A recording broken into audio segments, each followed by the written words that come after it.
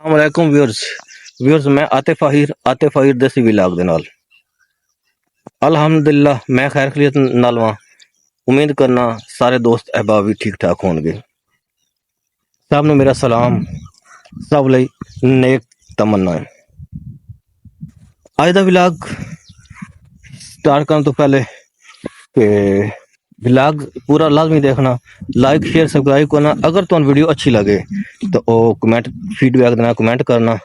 ते अज दा वलॉग साडा है गंदम ते। ਅਸੀਂ ਲਾਸਟ ਵਲੌਗ ਗੰਦਮ ਤੇ ਬਣਾਇਆ, ਲੇਕਿन ਅੱਜ ਦਾ ਵਲੌਗ ਸਾਡਾ ਗੰਦਮ ਦੇ ਰੇਟ ਦੇ ਬਾਰੇ ਹੈ। ਰੇਟ ਹਕੂਮਤ ਨੇ 3950 ਰੇਟ ਬਣਦਾ ਘੰਟਾ, 3900 ਰੁਪਇਆ ਰੇਟ ਕੱਢਿਆ।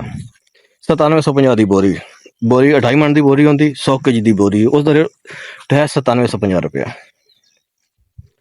ਤੇ ਇੰਡੀਆ ਦੇ ਵਿੱਚ ਰੇਟ ਹੈ 7300 ਰੁਪਇਆ ਮਣ ਦਾ। ਸਾਡੇ ਕੋਲ ਰੇਟ ਹੈ 3900 ਰੁਪਇਆ। ਤੇ ਸਾਡੇ ਕੋਲ ਡਾਲਰ 285 ਰੁਪਏ 80 ਰੁਪਏ, ਉੱਥੇ ਡਾਲਰ 85 ਰੁਪਏ ਹੈ। ਤੇ ਕੁਛ ਲੋਕ ਕਹਿੰਦੇ ਪੈਣ ਕਿ ਤੁਹਾਡਾ ਰੇਟ ਠੀਕ ਹੈ, ਲੇਕਿਨ ਰੇਟ ਠੀਕ ਹੈ, ਲੇਕਿਨ ਸਾਡੇ ਕੋਲ ਇਸ ਵੇਲੇ ਵਪਾਰੀ ਹੈ ਨਾ व्यापारी माफिया, वो बहुत इस वक्त 7500 ਦੀ ਬੋਰੀ ਉਠਾ ਰਹੇ ਨੇ ਕਿਸਾਨ ਕੋਲ। ਜਿਹੜੇ ਤਿਆਰ ਹੋ ਚੁੱਕੇ ਹਨ ਉਹ ਤੇ ਤਿਆਰ ਹੋ ਚੁੱਕੀਆਂ ਨੇ, ਲੇਕਿਨ ਜਿਹੜੇ ਹਜੇ ਤੱਕ ਖਲੋਤੇ ਹਨ, ਕਿਉਂਕਿ ਬਾਰਿਸ਼ ਹੋ ਗਈ ਹੈ, ਬਾਰਿਸ਼ ਦੇ ਨਾਲ ਫਸਲ ਕਾਫੀ ਖਰਾਬ ਹੋ ਜਾਂਦੀ ਹੈ ਤੇ ਉਸ ਦੇ ਨਾਲ ਕਾਫੀ ਨੁਕਸਾਨ ਹੋ ਰਿਹਾ। ਤੇ ਜਿਹੜੇ ਫਸਲ ਖਲੋਤੀ ਉਹ ਤੇ ਖਲੋਤੀ ਹੈ, ਜਿਹੜੀ ਕਟਾਈ ਹੋ ਗਈ ਉਸ ਕਿਸਾਨ ਤੋਂ 7500 ਦੀ ਬੋਰੀ ਉਠਾ ਰਹੇ ਨੇ, 8000 7500 ਈਵਨ ਕਿ 7000 ਦੀ ਉਠਾ ਰਹੇ ਨੇ। ਤੇ ਇਹ ਕਿਸਾਨ ਦੇ ਨਾਲ ਬਹੁਤ ਜ਼ਿਆਦਾ ਨਾ ਇਨਸਾਫੀ ਹੈ ਸਾਡੇ ਪਾਕਿਸਤਾਨੀ ਕਿਸਾਨ ਦਾ। ਇੰਡੀਆ ਵਾਲਾ ਕਿਸਾਨ ਬਹੁਤ ਖੁਸ਼ਹਾਲ ਹੈ। ਇੰਡੀਆ ਕੁਛ ਲੋਕ ਇੰਡੀਆ ਤੋਂ ਕਮੈਂਟ ਕੀਤਾ ਕਿ ਤੁਹਾਡਾ ਰੇਟ ਠੀਕ ਹੈ, ਲੇਕਿਨ ਮੇਰੇ ਭਾਈ ਰੇਟ ਠੀਕ ਨਹੀਂ ਹੈ। ਕਿਸਾਨ ਦੇ ਨਾਲ ਬਹੁਤ ਨਾ ਇਨਸਾਫੀ ਹੈ। ਹਕੂਮਤ ਨੂੰ ਸਾਡੀ ਚਾਹੀਦਾ ਕਿ ਇਸ ਤੇ ਕੁਛ वर्क करें। कुछ हुकूमत ने एक हदफ मुकर्रर किया, वो पहले निस्बत कम है, जिस नाल इस वक्त ना साढ़े व्यापारी हजरात ब्लैकमेल कर रहे हैं, अपनी मर्जी की गंदम उठा रहे हैं। जिस इलाके में रहना उस एक व्यापारी ने 7500 की उठा रहा है गंदम, और सरासर ना इंसाफी है। मैं तुहानूं कुछ गंदम के क्लिप दिखाना कि किसान कितना मतलब कि इस मार खांदा वे। ਇਹ ਦੇਖ ਸਕਦੇ ਹੋ ਬਾਰਿਸ਼ ਦੀ ਹਾਲਾਤ, ਬਾਰਿਸ਼ ਦੇ ਨਾਲ ਗੰਦਮ ਬਿਲਕੁਲ मतलब कि गिर चुकी है, ढह चुकी है। मैं अपनी ज़बान दसा गंदम ढह चुकी है। वे पानी खलोते ने, अल्लाह पाक के करम ने रोज़ी अल्लाह पाक ने देनी है हर इंसान नूं, ते रोज़ी दा जिम्मा लिया। लेकिन कुछ हकूक साड़ी गवर्नमेंट दे भी होंदे ने, हक होंदे ने, जिहड़ी सारा कुछ करदी है, मैनेज करदी है। ते आ देख सकते हो आ हालात ने गंदम दे, बारिश के नाल गंदम गिर रही है। आ देख सकते हो।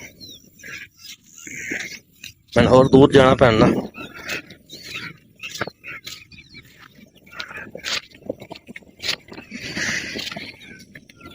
ए देखो पानी खड़े ने, बारिश बड़ी शदीद हुई है। ते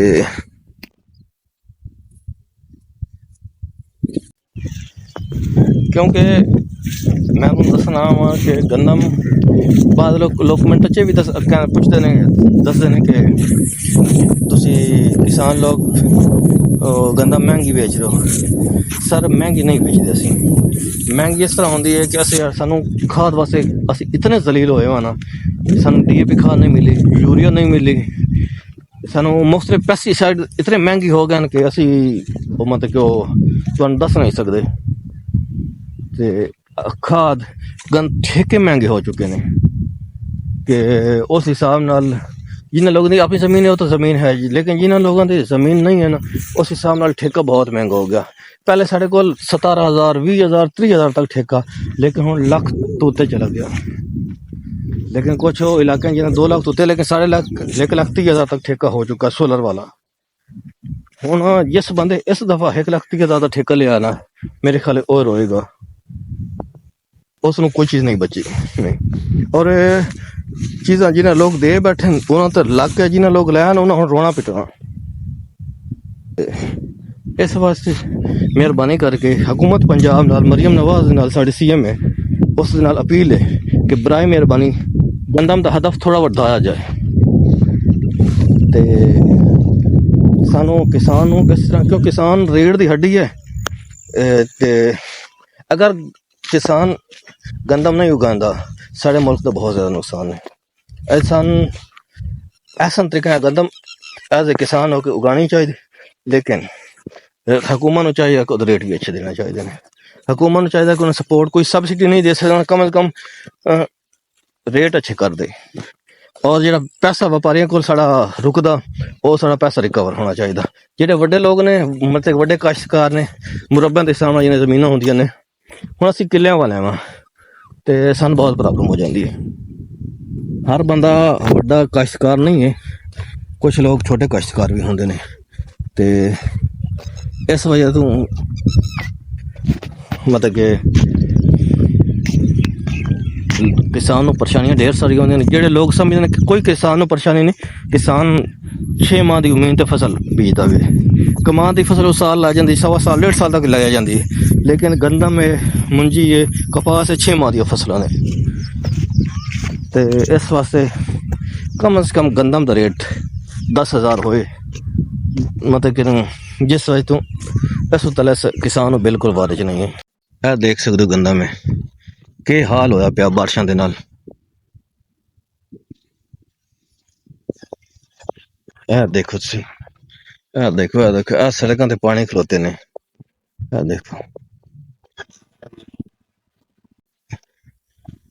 ਕਿ ਸਾਡੇ ਰੇਟ ਅੱਛੇ ਹੋਣ, ਕਿਸਾਨ ਖੁਸ਼ਹਾਲ ਹੋ ਸੀ, ਮੁਲਕ ਖੁਸ਼ਹਾਲ ਹੋ ਸੀ। ਸਾਡਾ ਤਕਰੀਬਨ 70% ਦਰਮਦਾਰ ਸਾਡਾ ਜ਼ਰਾਤ ਤੇ, ਲੇਕਿਨ ਅਸੀਂ ਜ਼ਰਾਤ ਨੂੰ ਕਿੱਥੇ ਲਿਖਦੇ ਵੀ ਨਾ। ਤੇ ਅਗਰ ਅਸੀਂ ਆਪਣੀ ਜ਼ਰਾਤ ਪ੍ਰਮੋਟ ਕਰਨੀ ਹੈ, ਸਾਡੀ ਹਕੂਮਤ ਨੂੰ ਕੁਛ ਨਾ ਕੁਛ ਇਸ ਦੇ ਬਾਰੇ ਅੱਛੇ ਇਕਦਾਮਾਤ ਕਰਨੇ ਪਹੁੰਚਣ। ਐਵੇਂ ਜ਼ਰਾਤ ਪ੍ਰਮੋਟ ਨਹੀਂ ਹੋਣੀ। ਇੰਡੀਆ ਸਾਡੇ ਤੋਂ ਬਹੁਤ ਅੱਗੇ ਚਲੇ ਗਿਆ ਸਿਰਫ ਜ਼ਰਾਤ ਦੀ ਵਜ੍ਹਾ ਤੋਂ। ਉੱਥੇ ਮਤਲਬ ਕਿ ਉਹਨਾਂ ਲੋਕਾਂ ਨੇ ਤਰੱਕੀ ਕੀਤੀ, ਲੇਕਿਨ ਸਾਡਾ ਪੰਜਾਬ KPK ਸਿੰਧ ਬਲੋਚਿਸਤਾਨ ਹਰ ਜਗ੍ਹਾ ਤੇ ਜ਼ਰਾਤ ਹੈ, ਲੇਕਿਨ ਇਹਨੂੰ ਹਰ ਕਿਸਾਨ ਨੂੰ ਹਰ ਜਗ੍ਹਾ ਤੇ, ਹਰ ਜ਼ਿਲ੍ਹੇ ਨੂੰ, ਹਰ ਸੂਬੇ ਨੂੰ ਫੈਸਿਲਿਟੀ ਦੇਣੇ ਪੈਣਾ, ਫੈਸਿਲਿਟੇਟ ਕਰਨਾ ਪੈਣਾ ਤੇ ਅਸੀਂ ਕੁਛ ਤਰੱਕੀ ਕਰ ਸਕੇ। ਅਦਰਵਾਈਜ਼ ਸਾਡੀ ਤਰੱਕੀ ਨਹੀਂ ਹੈ, ਕਿਸਾਨ ਮਰ ਜਾਏਗਾ। ਤੇ ਇਸ ਦੇ ਨਾਲ ਅਸੀਂ ਆਪਣਾ ਵਿਲਾਗ ਐਂਡ ਕਰਨੇ ਵਾ। ਹੱਸਦੇ ਰਹੋ, ਵਸਦੇ ਰਹੋ, ਉੱਚੀਆਂ ਟਾਲਾਂ ਚਲੋ। ਅੱਲਾਹ ਹਾਫਿਜ਼।